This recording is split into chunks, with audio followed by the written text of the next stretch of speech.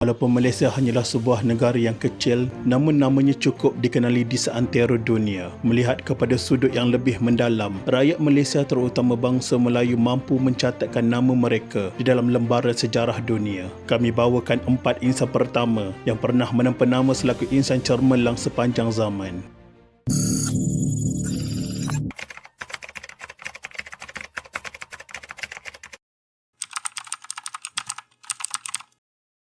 Dr. Mustafa bin Osman kelahiran Kedah tahun 19 Januari 1900. Beliau belajar di Penang Free School Pulau Pinang dan bercita-cita untuk belajar undang-undang di England, namun terhalang oleh Perang Dunia Kedua. Maka kerajaan negeri Kedah memberi beasiswa untuk menyambung pelajaran di Hong Kong. Mustafa telah mendaftar masuk ke University of Hong Kong pada tahun 1917 untuk bidang perubatan. Beliau telah lulus 7 tahun kemudian pada tahun 1924. Setelah lulus, beliau bekerja di klinik Universiti di Hospital Awam untuk 6 bulan dalam unit pembedahan dan 6 bulan dalam unit perubatan. Beliau menerima beasiswa Rockefeller untuk membuat pengkhususan dalam bidang patologi di United Kingdom dan menjadi patologis Melayu yang pertama. Beliau kemudian memangku Profesor Patologi dan Bakteriologi dalam University of Hong Kong serta Profesor Patologi Melayu pertama bila beliau memperoleh ijazah pada tahun 1930. Beliau berkahwin dengan Miss Mary Diana Cockwall dari Hong Kong. Pada tahun 1930, beliau telah kembali ke Melaya dan memegang jawatan patologis Kedah. Ketika berlaku Perang Jepun 1941, beliau telah bekerja di Kedah dan menjadi sebahagian daripada Biro Pentadbiran Syumuin di bawah pentadbiran Jepun di Kedah. Pada tahun 1949, beliau menjadi Chief Medical Officer Kedah. Beliau juga pernah menjadi ahli Majlis Mesyuarat Persekutuan Melaya dan antara Majlis Mesyuarat Kerajaan Negeri Kedah. Menghargai pelbagai peranan beliau, pada 1961 beliau telah dianugerahi Honorary Doctorate of Law oleh University of Hong Kong. Pada tahun 1954, beliau juga telah dianugerahi CBE juga Pingat Kecekapan dan Pingat Setia Badili Shah. Dr. Mustafa Osman telah bersara pada 1955 dan menjadi patologi di Pulau Pinang. Dr. Mustafa telah kembali ke rahmatullah di Pulau Pinang pada tahun 1975.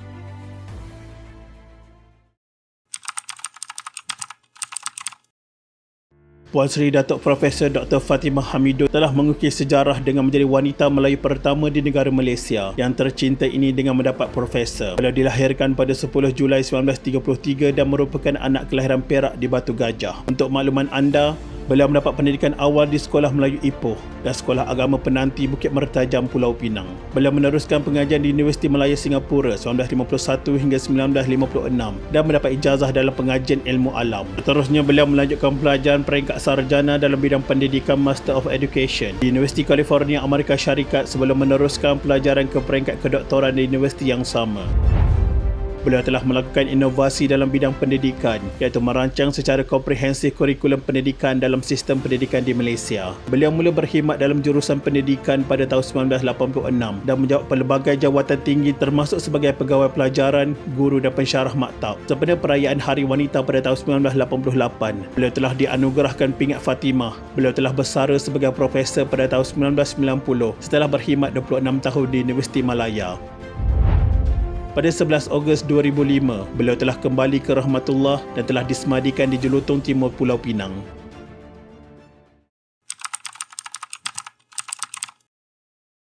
Hassan bin Muhammad adalah orang Melayu pertama yang memperoleh lesen memandu. Beliau diajar oleh pemandu wanita pertama di Singapura iaitu Annie Dorothy Caroline Ensor pada tahun 1906 dengan kereta jenis Adam Hewitt.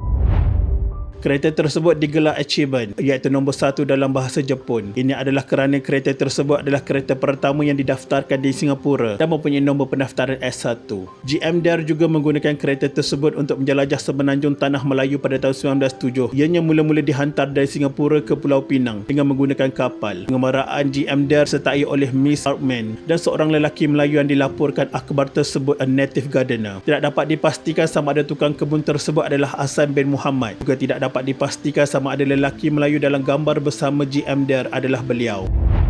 Dari segi logik, kemungkinan besar Hassan bin Muhammad telah menyertai pengembaraan GM Dare kerana beliau sudah pun mempunyai lesen memandu iaitu antara yang terawal dikeluarkan di negeri-negeri Selat. Seterusnya, jarak perjalanan sejauh 686 batu dan pengembaraan yang mengambil masa 1 bulan sudah tentu memerlukan sokongan teknikal dari segi penjagaan dan pembaikan kenderaan. Direkodkan bahawa penduduk tempatan menamakan kenderaan GM Dare tersebut sebagai Devil Wind Carriage kerana mereka hairan melihat ia bergerak tanpa ditarik oleh kuda. Perjalanan mereka bermula bermula dari Pulau Pinang pada 15 April 1907 dan berakhir di Singapura pada 13 Mei 1907. Direkodkan GM Dare juga telah menjelajah sejauh 69,000 batu dengan kereta yang sama yang dipandu beliau di serata Singapura, Malaya, Pulau Jawa, England dan Scotland.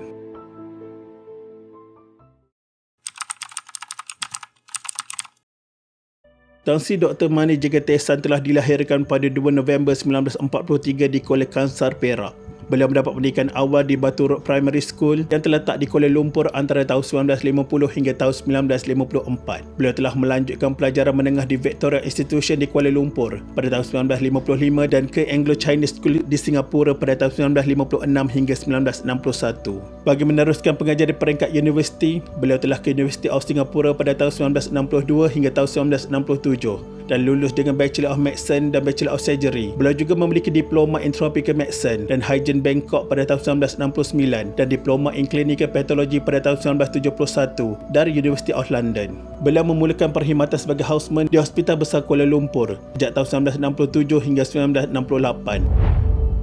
Tan Sri Dr. Mani Jagatesan merupakan ahli sukan pertama dalam negara Malaysia ini yang mendapat anugerah olahragawan kebangsaan pada tahun 1966. Anugerah ini merupakan pengiktirafan dari Majlis Sukan Negara terhadap pencapaian cemerlang beliau pada tahun tersebut. Beliau juga merupakan atlet Malaysia pertama yang memenangi pingat dalam sekurang-kurangnya 4 sukan antarabangsa. Antara sukan antarabangsa yang dimenangi beliau pada waktu itu adalah pingat emas dalam acara 100 meter di Sukan Asia di Jakarta pada tahun 1962, 3 pingat emas dalam acara 100 meter, 200 meter dan acara lari berganti-ganti 4 kali 100 meter di Sukan Asia Bangkok pada tahun 1966. Layak ke pusingan akhir acara 200 meter di Sukan Olimpik Tokyo pada tahun 1964. Layak ke pusingan akhir dalam Sukan Commonwealth Kingston pada tahun 1966. Beliau merupakan pemegang rekod kebangsaan bagi acara 100 meter dengan catatan masa 10.38 saat dan acara 400 meter dengan catatan 46.3 saat. Pencapaian cemerlang beliau dalam acara 100 meter pada tahun 1966 meletakkan beliau sebagai pelari paling pantas di Asia. Namun, rekod beliau itu telah dipecahkan oleh Wak Seyambek sewaktu Sukan Malaysia Sukma yang ke-6 di Kuantan, Pahang pada tahun 1996 dengan catatan 10.31 saat. Beliau telah dianugerahkan darjah Datuk Paduka Mahkota Perak oleh Sultan Perak pada tahun 1992 yang membawa gelaran Datuk. Di samping itu, beliau juga telah menerima anugerah Sains Negara pada tahun 1995 atas kejayaannya menemui sejenis bakteria pada tahun 1993 yang telah dinamakan sempena nama beliau.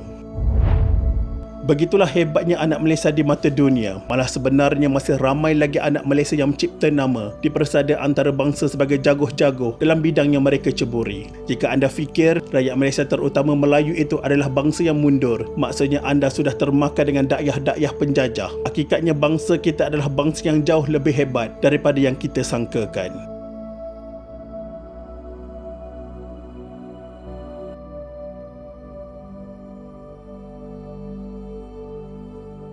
Sekian, terima kasih.